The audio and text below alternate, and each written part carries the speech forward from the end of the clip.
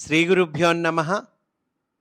ఇష్టాగోష్ఠి సనాతన ధర్మమునకు సంబంధించిన కొన్ని ప్రశ్నలకు మాస్టర్ ఈకే గారు మనకు సులభముగా అర్థమయ్యే రీతిలో శాస్త్రీయమైన సమాధానాలను ప్రసాదించారు. మాస్టారు అందించిన ఆ సమాధానాలను మనకు తెలియచేయునటువంటి పరమపావనమైన గ్రంథము ఈ ఇష్టాగోష్ఠి అనేటువంటి గ్రంథము. అటువంటి ఈ గ్రంథమును మనము అధ్యయనము చేస్తూ ఉన్నాము. అందులో భాగంగా ఈరోజు అవతారాల జాతకాలు అనేటువంటి అంశంలోనికి మనము ప్రవేశిస్తూ ఉన్నాము. ఒకరు మాస్టార్ని అడిగారు, సిద్ధులైన మహానుభావుల మీద, అవతారమూర్తుల మీద గ్రహాల ప్రభావం ఉంటుందా? వారికి జాతకం ప్రకారం భవిష్యత్తు జరుగుతుందా? లేక వారి ఇష్ట ప్రకారం స్వేచ్ఛగా వారు జీవితాన్ని నడుపుకుంటారా? దీన్ని గురించి కొంత వివరించి చెప్పండి అని అడిగారండి. అందుకు మాస్టారు సమాధానం చెప్తూ ఉన్నారు. గ్రహాలు ఒక్కొక్కడి జాతకాన్ని బట్టి ఒక్కొక్కడి మీద వేర్వేరుగా పనిచేస్తూ ఉంటాయని భావించరాదు. అలా పనిచేయటం సాధ్యం కాదు. భూమి మీద ఇన్ని కోట్ల మంది జనాభా ఎవరి ధోరణితో వారు ఉంటూ ఉండగా ఇందరినీ గ్రహాలు ఒక త్రాటి మీద నడిపిస్తాయని భావించరాదు. ఒక దేశంలో ఉన్న ప్రజల మీద ఒక మంచి ప్రభుత్వం ఎలా పనిచేస్తుందో అలాగే ఈ భూమి మీద గ్రహాలు పనిచేస్తూ ఉంటాయి. అంటే ఒక దేశంలో ఉన్న మంచి ప్రభుత్వం ఉంది అనుకుందాం అనుకోండి. ఒక దేశంలో ఒక మంచి ప్రభుత్వం ఉంది. ఆ మంచి ప్రభుత్వం ఈజ్ ఈక్వల్ టు ఈ భూమి మీద ఉండేటువంటి గ్రహాలు పనిచేసే విధానం అండి. అంటే ఆ మంచి ప్రభుత్వం ఎలా పనిచేస్తోందో ఈ భూమి మీద గ్రహాలు కూడా అలా పనిచేస్తుంటాయిట. ఉత్తమ ప్రభుత్వోద్యోగులకి, అధికారులకి, మంత్రులకి, సెక్రటరీలకి, గుమాస్తాలకి, వ్యాపారస్తులకి, భూమి దున్నేవారికి, రోజు కూలీ చేసుకునేవారికి, ఏ పని లేకుండా తిరిగేవారికి అందరికీ ప్రభుత్వం ఉన్నది కదా. కానీ ఒక్కొక్కరి మీద ఒక్కొక్క విధమైన ప్రభావం ప్రసరిస్తుంది ప్రభుత్వం నుండి. అంతే కదండి. ఒక రైతున్నాడు, అతని మీద ఈ ప్రభుత్వ ప్రభావం ఒక రకంగా ఉంటుంది. లేదు, ఆ గవర్నమెంట్లోనే సెక్రటరీ పోస్ట్లో ఉన్న అతను ఉన్నాడు, అతని మీద ఈ గవర్నమెంట్ ప్రభావం ఇంకో రకంగా ఉంటుంది. దీనికి కారణం వారి వారి స్థానాలలో గల భేదమే కానీ ఇన్ని ప్రభుత్వాలు ఉన్నాయని కాదు. అంటే రకరకాల ఇన్ని ప్రభుత్వాలు ఉన్నాయా, ఇంతమందికి ఇన్ని ప్రభుత్వాలు లేవుగా, ఉన్నది ఒకటే ప్రభుత్వంగా. కానీ భేదం ఎక్కడొస్తోంది? వాళ్ళ వాళ్ళ స్థానాలలో ఉన్న భేదము అంటున్నారు. వారి స్థానాలలో భేదం వారు చేసుకునే వృత్తులను బట్టి, ఆ వృత్తులను వారు నిర్వహించుకునే విధానాన్ని బట్టి ఉంటుంది. ఈ రెండింటిని గుణము, కర్మ అని కృష్ణుడు భగవద్గీతలో వివరించాడు. అలాగే అనేక పనులతో అనేక జన్మలెత్తుతున్న జీవులకు ఆ జన్మ కర్మ, ఆ జన్మ గుణము ఏర్పడతాయి. అవి పుట్టుకతో ఏర్పడి స్వభావంతో పరిణామం చెందుతూ ఉంటాయి. అంతే కదండి. రకరకాల జన్మలు, రకరకాల కర్మలు, అనేక రకాల జన్మలు ఎత్తుతుంటాం. ఆ జన్మల్లో అనేక రకాల కర్మలు చేస్తూ ఉంటాం.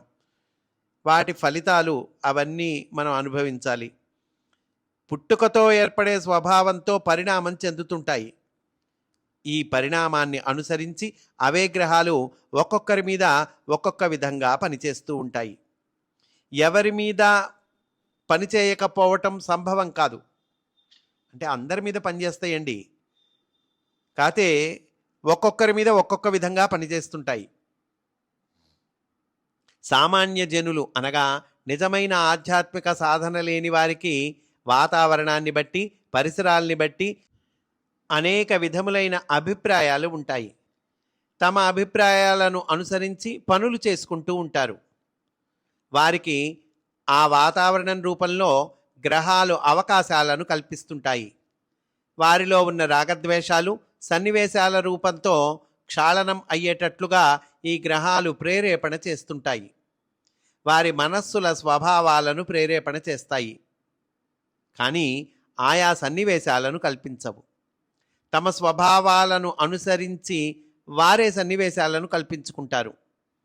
ఇతరుల మీద తమకు ఉన్న అభిప్రాయాలు, అభిమానాలు, రాగద్వేషాలు మొదలైన వాటి నుండి విముక్తి చెందిన వారి మనస్సును కూడా ఈ గ్రహాలు ప్రేరేపణ యథాప్రకారంగానే చేస్తూనే ఉంటాయి. కానీ వారు పొందే ప్రేరేపణ అభిప్రాయాలతో నిండి ఉండదు. లోకక్షేమము, దేశక్షేమము మొదలైన రూపాలలో ఉంటుంది. అందువలన గ్రహాల ప్రేరేపణకు ఇతరులతో వారు చెడ్డ సన్నివేశాలలోకి, కలహాలలోకి, కక్కుర్తిలలోకి దిగి ఇరుక్కోరు. అదండి వీళ్ళ ప్రత్యేకత ఏంటండి? వీళ్ళు ఇరుక్కోరు. ఎందులో ఇరుక్కోరు? చెడ్డ సన్నివేశాలలోకి, కలహాలలోకి, అట్లాంటి వాటిల్లోకి వీళ్ళు ఇరుక్కోరండి. అది వీళ్ళ ప్రత్యేకత. అందుకని జాతకాలలో కనిపించే చెడ్డ కాలంలో వాళ్ళకి ఎట్టి అరిష్టాలు సంభవించవు.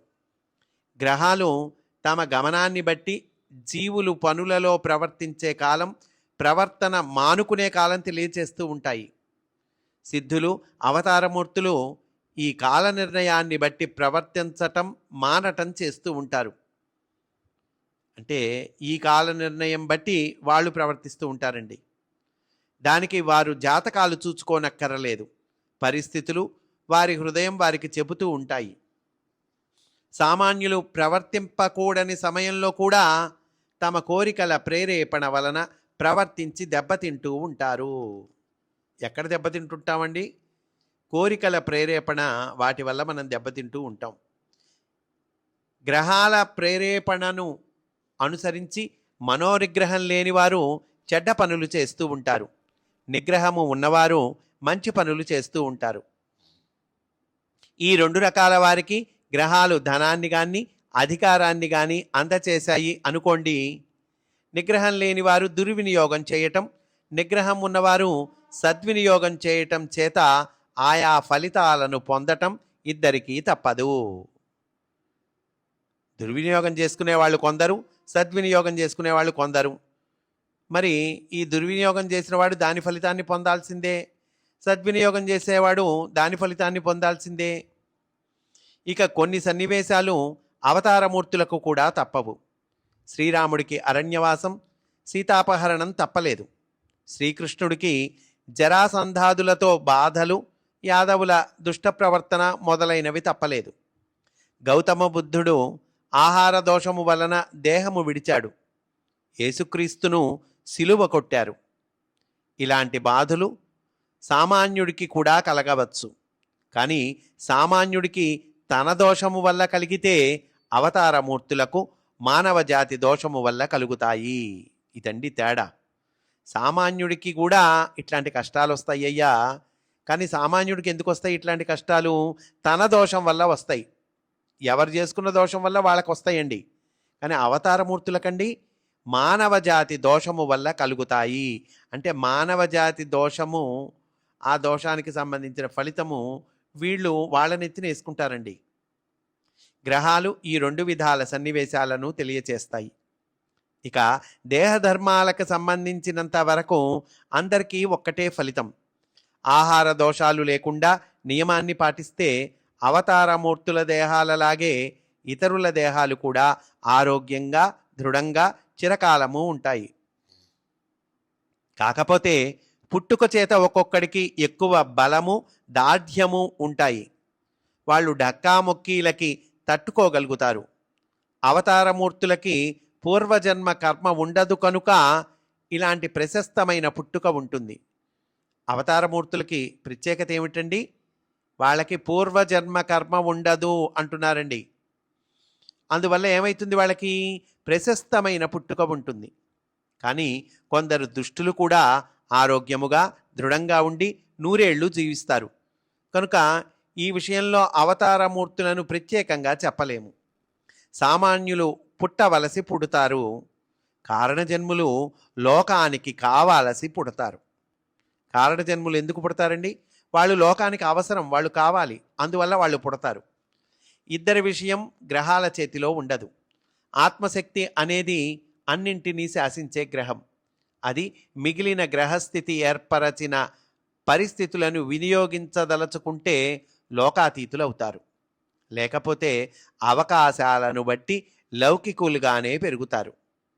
ఈ తేడా మాత్రం గ్రహస్థితి వల్ల ఎవరికీ తెలియదు కనుకనే అరవిందులు, రమణ మహర్షి, గాంధీ మొదలైన వారు అంతవారవుతారని జ్యోతిష్కులు ముందే చెప్పలేకపోవటం జరిగింది.